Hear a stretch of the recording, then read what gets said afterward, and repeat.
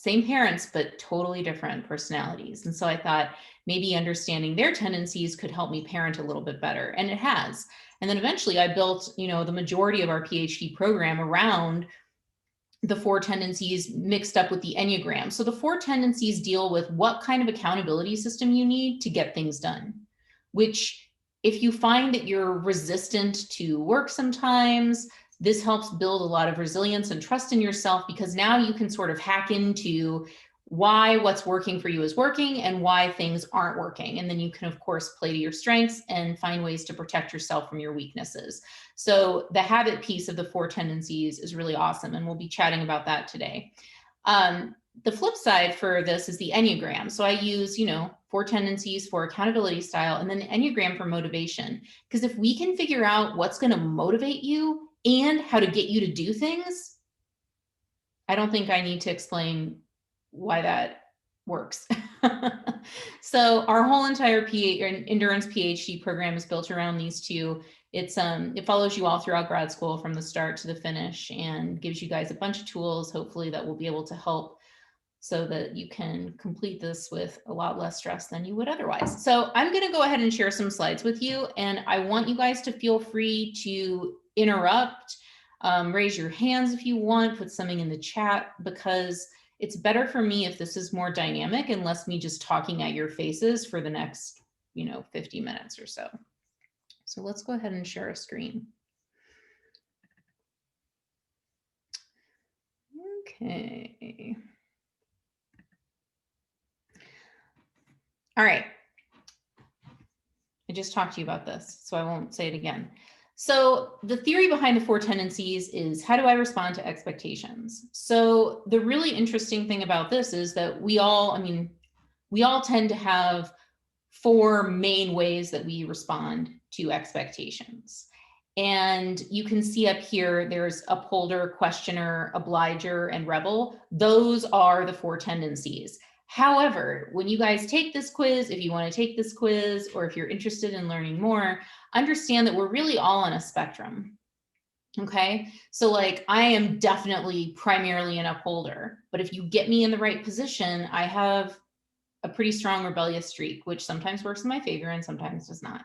So you will be primarily one, but you may find that you can identify with a few.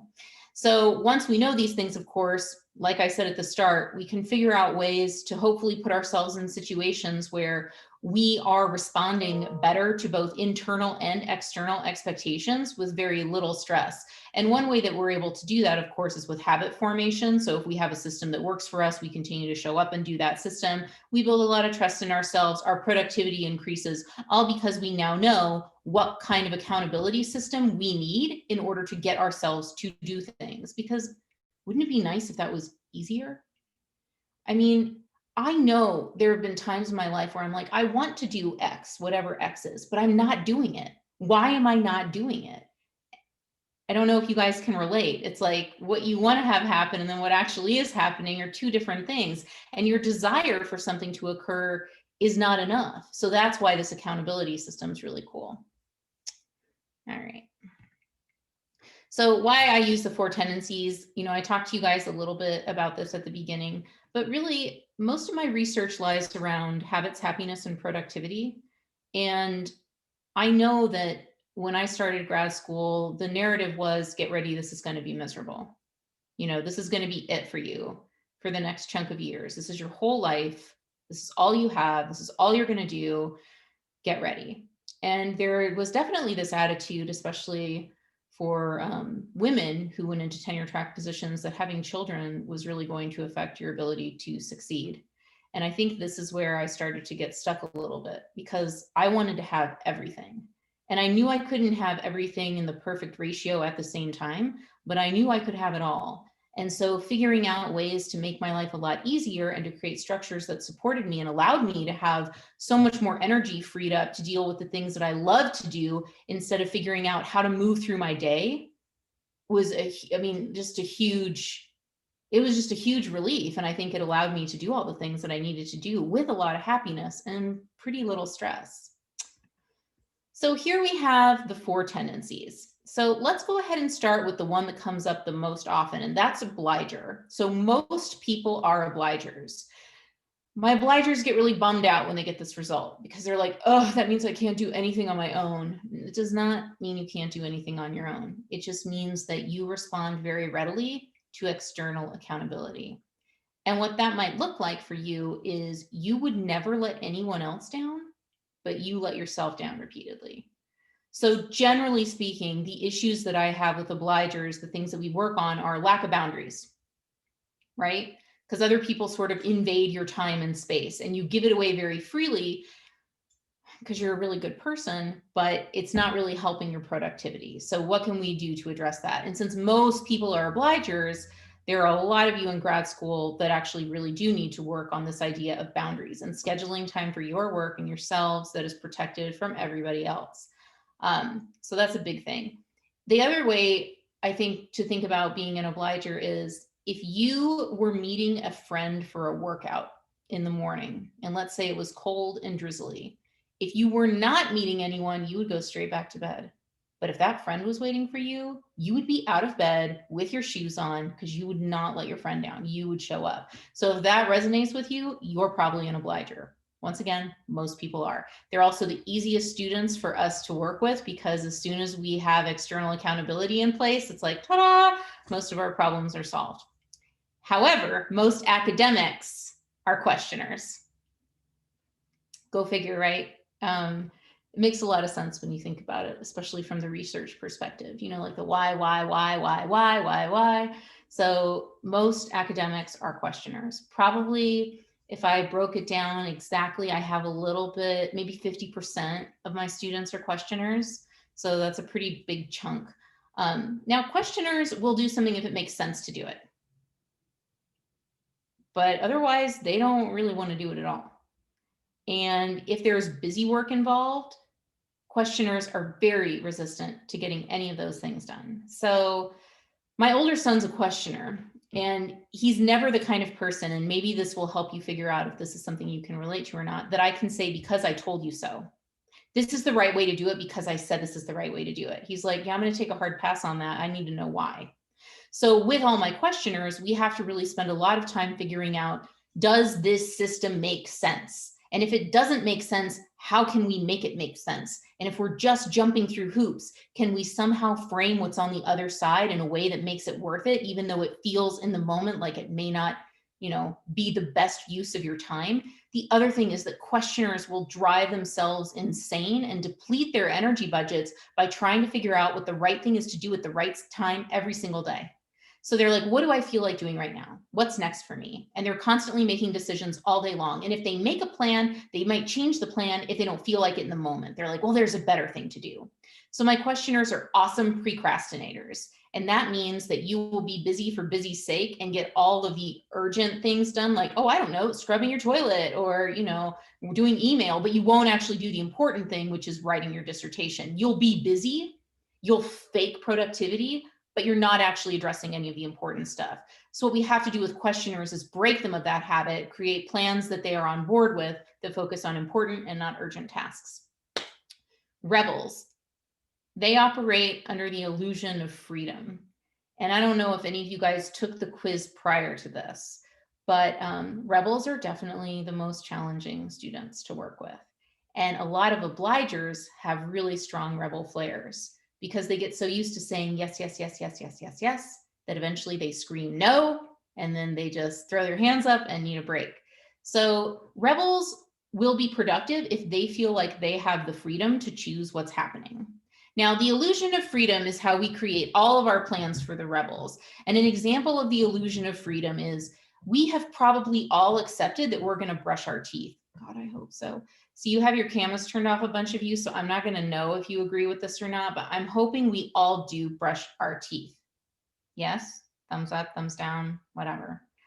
Yeah, we brush our teeth. So we've accepted the big thing, which is we are going to brush our teeth. Where the illusion of freedom lies is what toothpaste you're using. That's where the choice is. So what we do with the rebels is we create a lot of these big umbrellas. Like, we're accepting that the work, this whatever it is, needs to be done, but you have many choices within there of how you want to get it done. So they operate under the illusion of freedom. They're still productive. They're getting things done. The thing with rebels too is they have really wild work swings. So when they're into something and they're motivated, they can work hours and hours and hours and hours longer than any other tendency. They just need longer breaks in between. So when rebels are feeling inspired, we say, go for it. Whereas all the other tendencies, we pretty much operate on 4-hour productivity blocks, which is you've got 4 good hours in you a day. How are you spending them? Last but not least, we have upholders. And I'm an upholder, and I see a lot of strengths with that. And then at the same time, a lot of weaknesses. So upholders respond readily to both internal and external expectations. If we decide to do something, we just go do it. Doesn't matter if you see me do it, you want me to do it. I don't need anyone telling me what to do. I just do the thing. And if someone tells me to do the thing, I definitely do the thing. The problem is that we're heavily, heavily reliant on predictability and plans. And so if something goes sideways for us, COVID, we don't rebound as well as the other tendencies. It takes us longer to figure out a new system that we're comfortable with. And if our plans are ruined, that's really problematic for us because we are plan A people. I remember applying for college and everyone talking about safety schools. And I was like, what is that? I applied to one, to the one, maybe 2 that I wanted to go to, and that was it. Like, I had no plan B.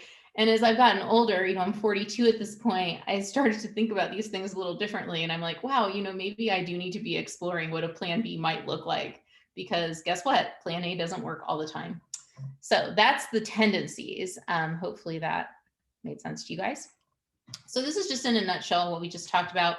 We just want you, upholders, we just want you to tell us what to do. Like, I want to stop people from talking so many times and just be like, shh, just tell me what you want me to do. I'm not here to debate it. I'm not a questioner. I'm not someone you have to convince. I'm not the obliger. I'm definitely not fighting you. I'm not the rebel. I don't have time for this discussion. Just tell me what to do. Let me do it. Questioners, they want to know why. And as an advisor or as a student, it's really important you recognize these things about yourselves. And it's very helpful if your advisor knows, because they can spend more time discussing the whys with you so that you're more comfortable with what the expectations are. Obligers, really easy to address, just external accountability. Back in my office on campus, which I am no longer in, I'm working from home. I have this gigantic, beautiful white calendar that my obligers like to write their due dates on, because if they write them on there, they turn stuff in on time because somebody else knows that they need to get something done. In fact, I have an alert on my phone today for one of my obligers who wanted to turn in a resume. And he knows I'm going to ask him if he did it, and he will have done it. And then rebels, of course, want freedom to do things their own way. I have so many stories about rebels that I could tell you, but one of the, I think the quickest and most fun one is, I had a student a few years ago, and she now works for NASA. She was writing her dissertation, and she really fought writing the dissertation, but she really didn't want to write chapter 2. There's something about chapter 2 that was really holding her back. So of course we get to the point where, she has all this freedom and we've collapsed everything now. So there really is only chapter 2 left to do. So how do we create the illusion of freedom if there's only one thing left to do? Well, she got to pick which parts of chapter 2 she wanted to write. And she got through it because she got to choose all those things. And I don't think that otherwise she would have graduated on time, because she was very resistant to having to do things the way somebody else wanted her to do them.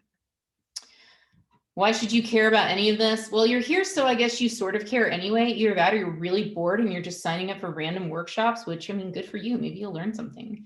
But really the big piece is like building a sense of trust and intimacy with yourself. And I know that sounds like maybe a little bit cheesy, but knowing all of these things about myself makes me feel relatively bulletproof.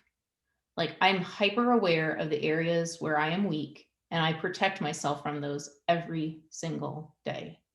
And in fact, in seminar just yesterday, we were talking about what points of the day are our weak points, and are we actually falling into them and not able to recover, or then what's happening there? And I have 2 real weak points of the day, and I have to create a lot of support for myself during those times in order to continue to be productive and move through things. Leveraging our strengths. I'm a great planner. I'm not a flexible thinker.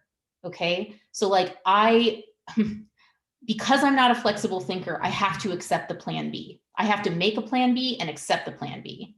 Does that make sense to you guys? Because in the moment, I don't rebound and come up with something else. Like, I can't do that. There was just plan A. And if plan A doesn't happen, I don't know what to do. So plan B exists as a backup plan. I still have a plan, but it does allow me some flexibility. And there are also bubbles in the day now where instead of having habit structures, which is like one habit after the next, after the next, after the next, I have something I call habit constellations, which are behaviors that go together but can occur in different orders.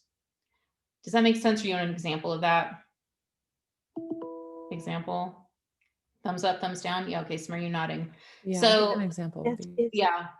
So a constellation of habits for me, I have these like transition behaviors throughout the day, which is like I stop teaching and then I move into stuff with my boys around lunchtime. So this is the transition. The boys have to be fed. I check, and they're 14 and 11, I guess I should tell you. So the boys need to be fed. I have to check all of their homework to make sure stuff is turned in because it's COVID and I don't think they have any idea what's going on most of the time. And I also have an afternoon Peloton run because I think your transitions should be physical, or at least for me, that's the best way of me transitioning from one part of my day to the next. Now, some days like today, I'm presenting until 12:10. And so everything is sort of pushed around a little bit. And the boys are going to want to eat before I get a chance to ride. So some days one occurs before the other. But regardless, those three behaviors all occur in the same space. They may just occur in a different order, depending on what's happened leading up to them. You know, ideally, I would just get the Peloton done first, but that doesn't always happen. Does that make sense now with the constellation? Behaviors that go together but can occur in different orders? Awesome. And then the other thing that I really work with my students on is helping you guys understand that you really are what you do repeatedly. And I don't mean like your profession. I just mean a series of behaviors that you do over and over and over again, that makes you who you are. It makes you what you are. So be really mindful of what those are and use your tendency to form really good habits so that you can actually make improvements and grow with very little stress and resistance. Okay. I already told you all about upholders. I love being an upholder, but I don't rebound well from anything that's a surprise. And I sort of go into like this hyper overcorrecting mode when things change. So for example, a way this could affect you in grad school is if your graduation date is shifted, if it's moved. An upholder would not handle this well. Most other tendencies eventually could get on board. But for us, there's just the plan A. So that's hugely problematic. The other thing is we don't like making mistakes, which is sometimes paralyzing because we don't start anything unless it can be perfect. So if any of this resonates with you, you may be an upholder. I have to work really hard on what I call the barf draft of everything I do. It's like, I want it to come out and be like, you know, War and Peace, this perfect whatever, but it's not going to be. I have to be okay with just like getting my thoughts on a page and letting it not be perfect in order for me to make progress. Because upholders will not make progress if they're stuck in perfection. Then questioners, you know, we see a lot of really cool things, I think, develop with my questioners throughout the time that I have them. They can get to the point where they're incredibly productive because they can say no to things that don't make sense. It's just that we have to get them comfortable with the things that have to happen that they may not want to do. And questioners, we talk about this thing called the energy budget in seminar, and that's like how much you wake up with every day. You know, some days are awesome, some days are BS.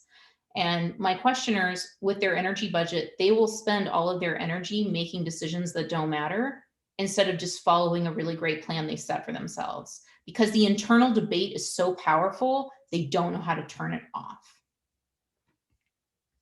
So those are the questioners. The rebels.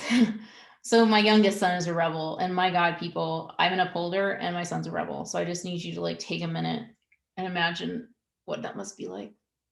I'm like, why can't you just do the thing? You know what? He was vacuuming the couch for me last weekend. And I was so surprised to walk in and see him doing that. And I was like, oh my God, Gus, thank you so much. It looks so wonderful. Thank you. He's like, do not say it. If you say it, you know I will not do it. And it's true. He doesn't want to be complimented on the good things that he's doing. And he doesn't want to be told what to do. He wants to be able to just do it on his own.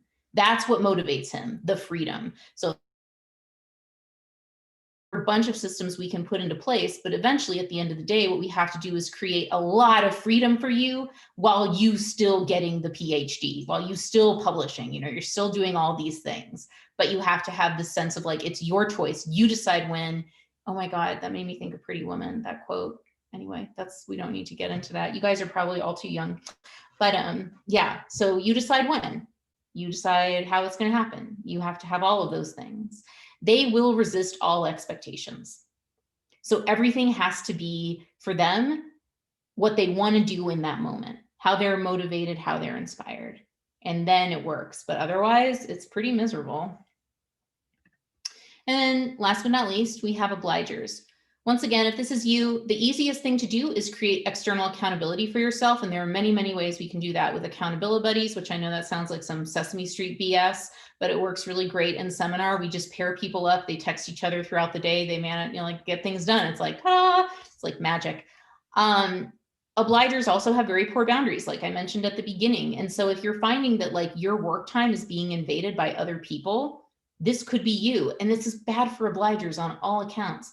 It's bad when you have like an advisor who wants you to take on more work when you're trying to finish a dissertation. It can be bad for you if you have a partner. And by the way, we're all like working at home. And if you have roommates or partners, you're all together. Just somebody who's naturally in your space, maybe making noise, maybe making you not want to do work during the times you should be working.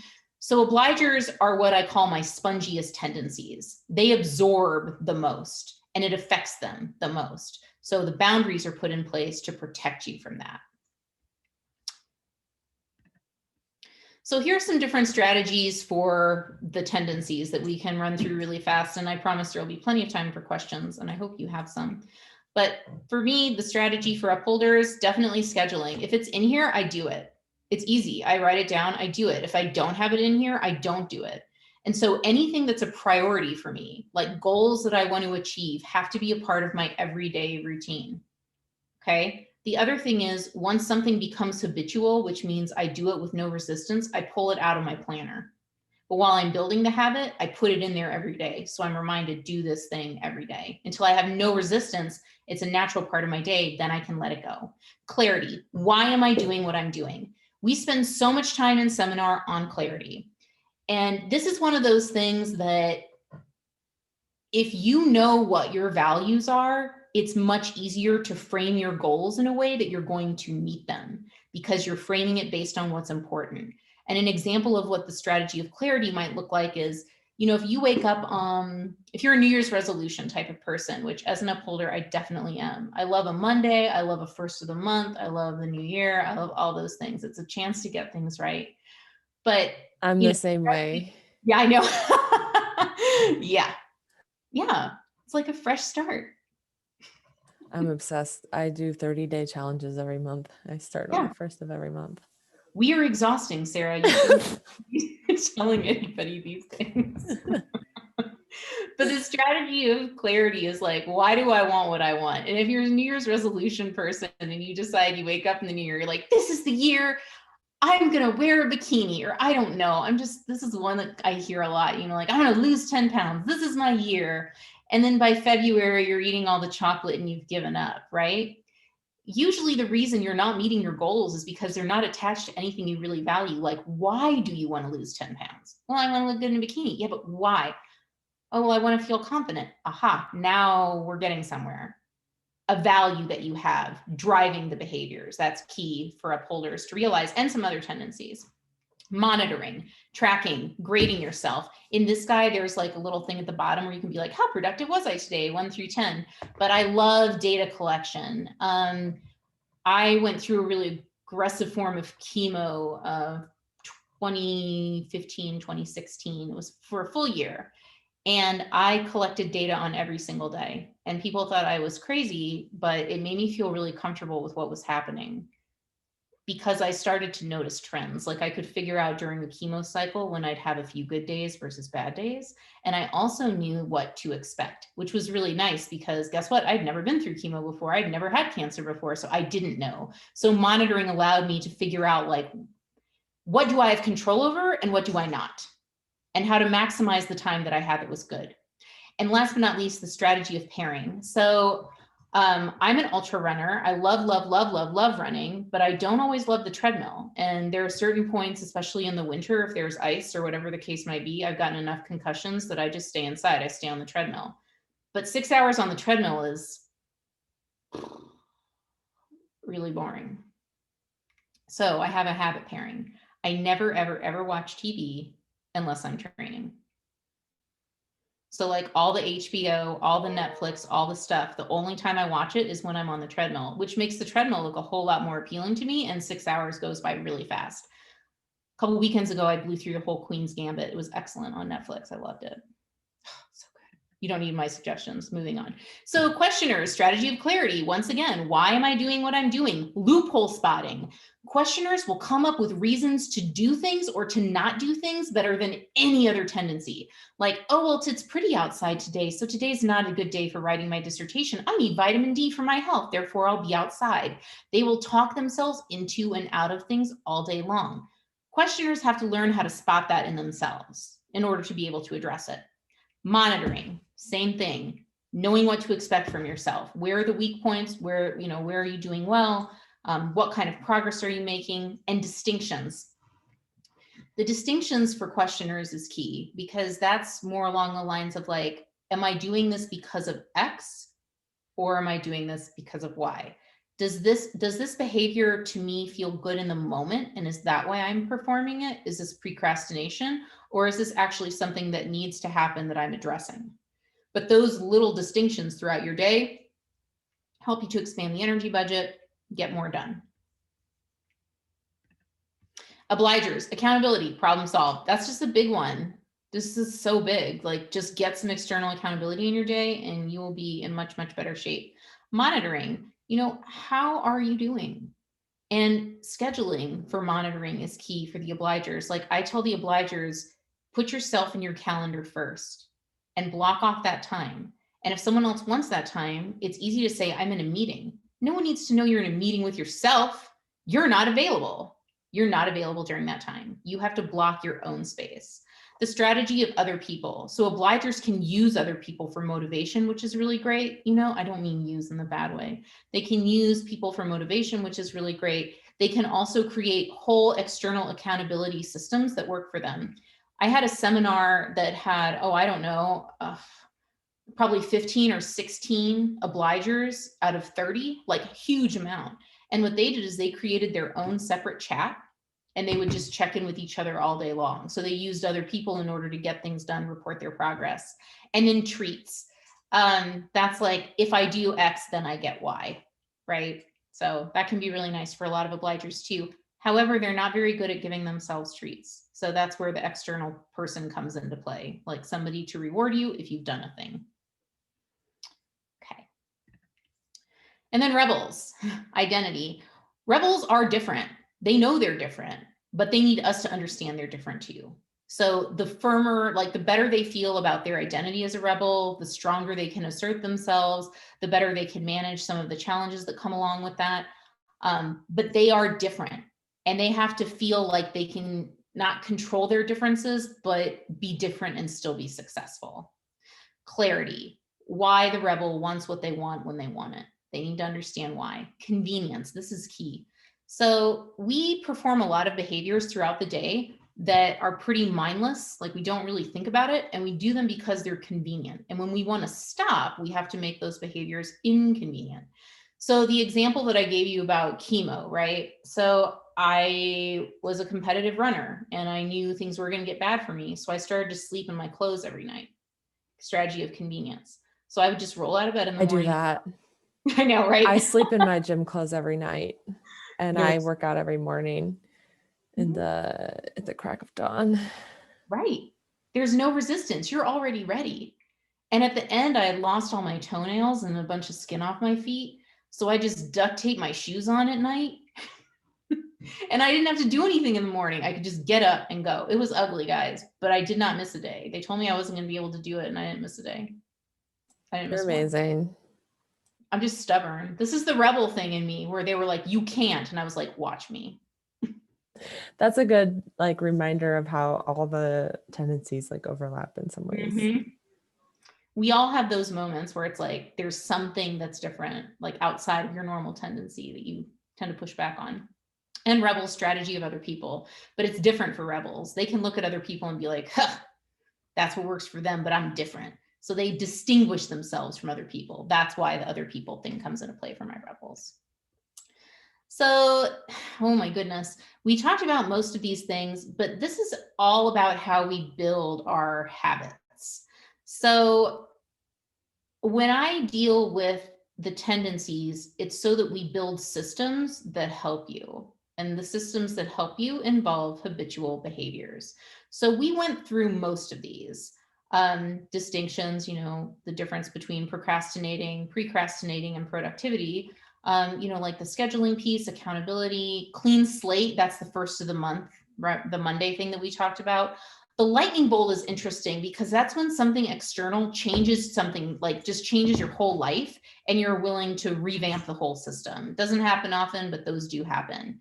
The abstaining and moderating, that's really interesting when you connect it to the different tendencies. So I have a very addictive personality. If I like something, I'm not going to stop doing it. Even if it no longer makes sense to do it, I will continue to do it. There's no such thing as one Oreo cookie. There's like 60 Oreo cookies and barf time. There's no moderation in me. If I like it, I won't stop doing it, which means I have to have a lot of rules for myself around what I don't engage in at all, because I can't have some, I have to have all of it.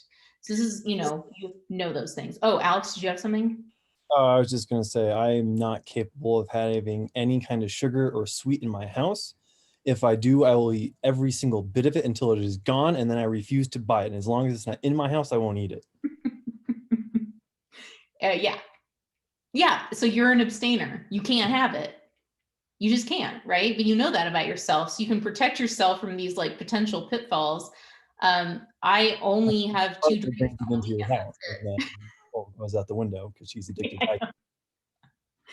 Yeah, danger. So knowing if you're an abstainer or a moderator is really key to your success, because then you can say no to the things that you can't quit. Convenience and inconvenience. Partner is a moderator, though. Which part? So, like, my partner is a moderator. Like, she needs to have something in the house, like a candy, and then she'll have maybe one every other day. And I see it, and I'm just like, I'm going to eat all of this right now. Mm-hmm. That's the worst thing for me possible. She needs to hide it. I mean, you just have to tell her, like, she has to hide it. Makes sense. Yeah. You have to make it inconvenient, because that's our next thing. Like the convenience and inconvenience. When I was pregnant with my first son, about 4 months in, I realized that all I had to eat was vanilla soy milk and peanut butter. And I mean, literally, that's all I had eaten. So I started freezing the peanut butter, so I'd have no choice but to come up with something else. So it was inconvenient. I had to come up with something new for myself. Loophole spotting. Am I making excuses for myself? What are those excuses? The distractions. We're always looking for things to distract us. You could be writing and decide, like, what seems really appealing right now? Cleaning the gutters, because you'd rather be doing anything other than writing. Rewards and treats work for some tendencies. Pairing, I do this with this. We talked about identity and clarity in other people. All those things can be very helpful with habits. So support systems on campus for you guys, if you're interested in this type of stuff, is we have some resources on our grad school website. We have a bunch of professional development offerings, such as this one, where we talk about the tendencies. And if you're really interested, just join us in seminar, because you get like 5 years of it, and you will come up with like the perfect system for you. Workshops like today. But yeah, we have a lot of resources if you're interested in this. And if you have specific questions, you should just reach out to me. Understanding yourself is the whole point of what we do in the Endurance PhD seminars. I think that we take for granted, a lot of our habitual behaviors. We don't spend enough time thinking about why we do what we do and how we do what we do. We don't spend enough time linking our values to our goals, and we wonder why they're hard to achieve. We're overworked, stressed out, we're not taking any time for ourselves, and we wonder why we're not productive. So all of those things we want to address, and knowing yourself and knowing what works for you is a really interesting, cool way of being able to do that. And then of course I mentioned the Enneagram. So for me, I focus on what accountability system do you need, and then what's going to motivate you. And then we come up with a system that's just for you. So that's sort of the whole 4 tendency thing, but I'd love to take some questions from you guys if you have any. Yeah, I'm gonna be selfish and just ask questions about questioners because apparently that's who I am. Um, I am curious on the best really way to stick to, those projects that I don't want to do, that I know if I do a little bit now, it's later on, but I have other things I should do that but aren't nearly as important. Like, some days I'm like, I need to write this paper. I'm like, oh, but there's dishes in the dishwasher, so I go and I, put those away as fast as I possibly can. And then by the end of the day, I still have not done any of the paper, even though I just want to, like, oh, I'm like, pick my topic and write like 4 sentences, and I still don't do it because I'm great at making a plan. I have like a whole list and it's beautiful every single morning of what I want to do every day, and I never finish it. So that's classic questioner behavior, first of all, textbook. So I do have a lot of solutions for you. Oh, great. I could probably spend hours talking about them, but I'll try and make it quick. So we all have 4 really good productive hours in us a day. This is true for all tendencies, except rebels, they're crazy. But everyone else, like, we have about 4 hours. So how are we going to use those? And for my questioners, what they do is they collect data, because most of them do really like to figure things out. That's a part of the questioner nature. Like, they want to optimize, they're just not good at actually optimizing. So we start to look at like when your peak productive time is every single day. So you might be a person who's really productive from 10 to noon and then 1 to 3, but we figured this out over time. And then what we do, Alex, is we start to work on the priority piece. Like, what is the important stuff? And then what is the urgent stuff? And the rule is that most questioners can stick to is important stuff goes during peak productivity time. Important stuff, that's where it goes. If you want to empty the dishwasher, by all means, do it at 9 a.m. No one gives a crap, but you're not doing from 10 to noon. That's not a thing. And so you get to the point where that makes sense. This is the cool part of questioners. That makes sense because that's you at your best, at your peak. You're your most productive. You're most willing to take on things that are challenging for you. So do it when you're at your strongest, and anything else goes in the rest of the day. So that's the biggest one. And if we can kind of overcome that hurdle, a lot, things become a lot easier. Curious then, I have slightly tracked that, and I've realized during those peak hours when I am most awake and capable of doing work, now happens to coincide either with I have a class at that time, or I need to be taking care of my daughter at that specific time, and I'm not able to do those things. Okay. We can start to shift the peak productivity times. This does take longer and usually has to do with like sleep, diet, and exercise, which I know sounds like a crazy way to approach this, but that's what we do when we have to do it. We can start messing around with those 3 things and shift your time a little bit so that your peak productivity will change. Now, you're not going to be in classes forever. Yeah. So eventually you'll be able to sort of do what you want to do. But if you have a small person that you're taking care of, like, obviously that's going to trump everything. And this is when we look at like our schedules and say, okay, this is the stuff I have control over, which is the habit pieces. And then there's the external stuff we don't have control over, which can throw off the whole day. I mean, I love my boys, but I have no control over what they've got going on. And they will routinely throw me into some kind of a spiral that then I have to pull out of. But Alex, email me, we could do a one-on-one and we could talk a little bit about how to shift those times for now, and then maybe be able to use them better when you're not taking classes anymore. Yeah, I'd appreciate that. Yeah, of course. Any other questions for me? You know what? I don't want to see the gallery here. There is a question in the chat about if Enneagram types are, if there's a correlation between Enneagram and tendency. Yes. Certain ones for sure. Like obligers generally are 2s, 9s, or 7s. So they're either the helpers, the peacekeepers, or the enthusiasts, which makes a lot of sense when you think about, obligers and how much they want to accommodate other people. Our upholders tend to be 1, 3, or 5 most of the time, which is the reformer and the achiever and like the scientist. And then we have a lot of rebels are 4s, which is the individualist. And they're also like, some of them are 5s. 6, I don't have many 6s, but that's actually the most common Enneagram of all, which is called the loyalist. And usually there's high anxiety associated with the loyalist, which, you know, some of my obligers will pop up as loyalists sometimes, but generally speaking, I don't see very many of those. What am I missing? Any tendencies that I'm missing? Oh, questioners. So my questioners, most of them, I think I have a lot of 2s, which is a surprising pairing, but that happens a lot, which is the helper. And I also have quite a few enthusiasts, which are 7s, and an 8, which is the challenger. So that pairing probably makes a lot of sense to you guys. Like, you know, if you look at rebels and questioners, that instinct to challenge. So a lot of them will come up as challengers, which is like, if you're a rebel and an 8, oh my God. My youngest son is a rebel and an 8, but it's like the toughest combination. I do what I want when I want, and I want to debate everything. So, you know, if you see those, there are correlations, I guess is what I'm saying for sure, between the tendencies and what we see most common on the Enneagram. Were there other questions on that chat, Sarah? Or no, this is just like a bunch of links, right?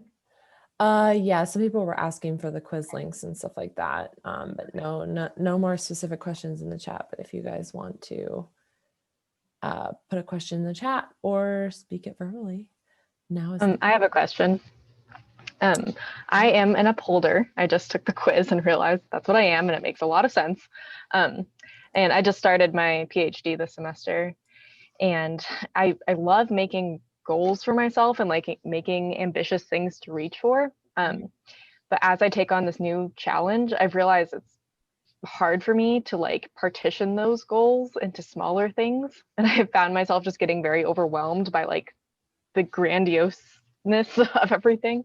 So yeah, if you have any advice for an upholder to like take smaller bites, that would be helpful. Yeah, okay, a story of my life. So I completely understand what you're saying. I do think that purchasing something, I know I've shown you guys this a few times, but it's my job to try them all. This is a big part of my research. So I know which planners tend to work best for the tendencies. This is really great for upholders. Leslie, we can't see what that says. Oh, I'm sorry. It's the productivity Planner. planner. Okay. So this one, well, hello there. This one is super great for upholders. And it's because it forces you to prioritize and track, and you get to grade yourself. So like, I know what the long-term goals are for me too. It's just like, how do I start putting those in every day? And so for me, Ellie, I have to schedule everything. Anything that's important to me that I want to fit into my day has to be scheduled. I don't have like free hours or whatever those are called, people. That's not a thing for me. And even on the weekends, for me to maximize the amount of fun I'm having, like I need to have everything listed out, like what I'm going to do and when I'm going to do it. So planning is key. And as far as the bite-sized chunks are concerned, one of the things I like to do is I like to come up with like these monthly goals. Like, what do I want to achieve this month? And then I start breaking it down into like, well, what does that look week by week? And then how do I adapt that day by day? So especially if I have a really big writing project, right? That's really helpful. So I would say like big picture goal, make sure it's attached to your values. So I have a values test I can share with you guys. So make sure it's attached to the values. And then on top of that, we just break it into smaller and smaller pieces and focus on day by day, just doing the time. And that's the really interesting thing too about some of these habits. There are 3 different stages. Number 1 is frequency, which means you just have to show up and do the thing in order to lessen resistance. So for example, if you decide you want to start doing 10-minute abs every day, right? Well, like 10 minutes is a pretty low lift. Anyone can do 10 minutes. That's frequency. Eventually, duration. Now maybe you're adding some HIIT into there. You're doing some more dynamic ab exercises. Last but not least, intensity. How much are you actually getting done in that time and what improvements have you seen? So frequency is number 1 for habit formation, which it sounds like, Ellie, that's where we want to start with like just the frequency of the behaviors that help you reach your goals. Then we focus on how long we're doing them. Then we focus on how hard we're doing them. And that's when we start measuring output. So most of my students that I've had for 4 or 5 years, that's where we are. We're measuring the output. But at the beginning, most of them are just starting with the frequency. What happens every single day? Is that helpful at all? Yeah, that's super helpful. Yeah, I know I need structure and a schedule, and I've been lacking like the tool to make that like make sense for me. So I think a different planner and also just like actually laying out everything every week, every day, every month is what I need. So thank you. I have to have it in there. Yeah. You know, even like the personal stuff, if it's a priority for me, like the parenting piece, spending time with my boys, that's quality time, not me yelling at them to clean up their rooms, which is questioners and rebels, doesn't work anyway. Like I have to map that out. You know, there's time in there that's just the three of us. It doesn't involve any screens. Yeah. Has to be a priority. That's great. I would also love the values quiz link. Yes. Oh my God. Oh, What's the you're a value? lot of things for Leslie, me. and I'll put it in the chat. Yeah. Just tell me it. I'll Google it. What's up? What is it called? I think it's just the values test, but I want it to be the right one. So give me a hot second to make sure, because Okay. it's on my computer. Personal values. Personal values test. But that one's really great because Personal values assessment. you know what? Yeah, here, let me just, why am I not doing it? How about that? Bam. Okay, that was easy. What's wrong with me, people? Why do I have to make everything so hard? This is story might We have another question, which is, besides just recognizing that you use loopholes, how do you like counteract using loopholes? Depends on which tendency you are. If you're a questioner, data collection helps you to understand the loopholes better. And you will find, this is the really cool part, you will find that you fall into like the loopholes at certain times of the day. It's not consistent. It's only sometimes. And so protecting yourself from those with a firm plan or potentially external accountability during those times can be really helpful. The other piece with loopholes is really understanding procrastination as its own separate thing. It's not procrastination. You're not just dicking around. You're doing things. You're just not doing anything important. All right. So like, God, I could come up with a million different examples, but really, you know, we're working from home at this point. You will find things around the house to do that are important. Oh, I'll just start this load of laundry and then I'll write, or I'm just going to do this and then I'll sit down, or you know what, I'll do this for 30 minutes and then I'll empty the dishwasher. You will find that you don't get anything done because there are constant interruptions and you're messing with your productivity by procrastinating. But understand the procrastination is understanding that it exists is key, and then understanding why it's happening when it's happening. So for me, the writing is what makes me procrastinate. Like this part is easy for me, blah, blah, blah, all day long. But if I have to put my thoughts on paper, it makes me feel really uncomfortable and vulnerable. I don't like anyone reading my writing. And so I notice that when I'm uncomfortable, I will procrastinate. That'll be the first thing I do, is try to come up with something else that's important that's not writing to do, because it's. So how do we counteract that? How do I counteract it? Peak productivity time, no choice. You know, I will follow the plan if I make the plan, but I have to be doing those things at my strongest. If I told myself I'm going to write at 4 p.m., I mean, I'm up at 3:30 in the morning. I'm not writing at 4 p.m. That's not happening. I'm half asleep by then. You're like Bri. Bri has started waking up at 3:30 to work. So annoying. Nobody else is up. Well, that's part of what's not annoying about it. It's great. I have a lot of time to like be in my own head. Yeah, I think Bri. I bet your kids aren't up at 4, so you can do things. Yeah, but you know, I've been there. They're older now. I've been there for sure. I wrote most of my dissertation throughout the night with an infant.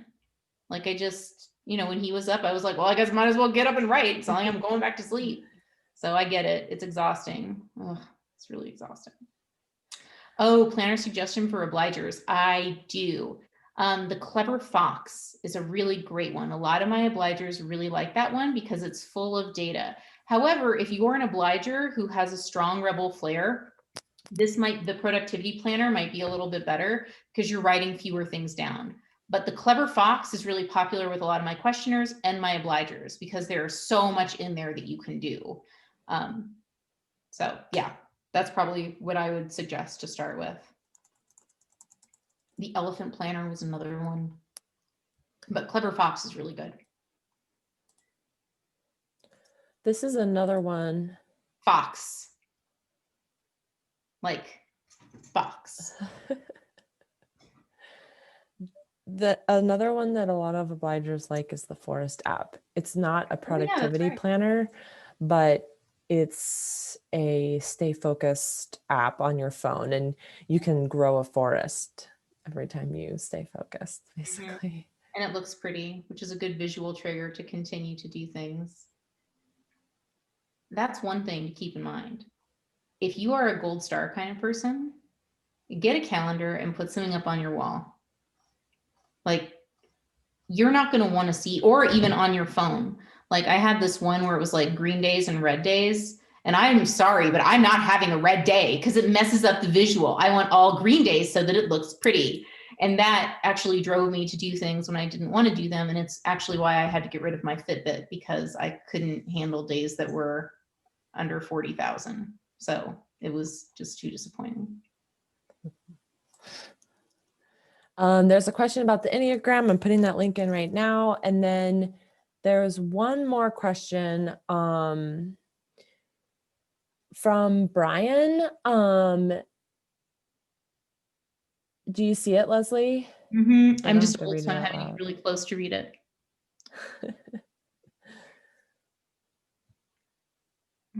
You might have to schedule a one-on-one with Brian, because that's a really specific question and we're running out of time. Yeah, good. You Brian, just email me, because yeah, there are things we after can do. this. And mainly it's to note, do you have some consistencies during the week? And if you do, we create systems. Remember when I talked about like the little constellations of habits? We can create those when there's inconsistency, so that certain behaviors do go together. They may just occur at different times during the day. So you're maintaining the habit cluster. It just may look different depending on what's going on at work. So there are ways that we can do that. Absolutely. Okay, cool. Well, with that, I think I want to let you go, Leslie, because you've got another webinar coming up in just 10 minutes. Thank you for that, Sarah. Remind me so I show up. No, I'm not reminding you. I'm letting everyone else know. Okay. But I will make sure. So if you guys want to save the chat, because we put a lot of links in there, you can click on the 3 dots at the bottom and you can save it. And just going to make sure mine's saved. Okay, good. And then I'll email everyone out later this afternoon, just as a follow-up with the recording. And other than that, just let me know if you have any questions about joining seminar, or if you have any questions about what we talked about today. Thank you, Leslie. Any last words, Leslie? Just thank you guys for coming. I know I talked a lot and talked really fast, but that's because I was trying to fit a lot of information in a short amount of time. But if there's ever anything I can do, or if you're interested in joining seminar, we're starting back up in January. So please reach out to me. I'd love to have you guys, and I'm happy to help. So I guess that's what I have to say. Awesome, thanks. So I'll put the link into seminar in the email, and then I will also put the link in for our upcoming workshops in the email. So look for that email later today. Okay. Thank you guys. Bye. Happy Thursday. Happy Thursday.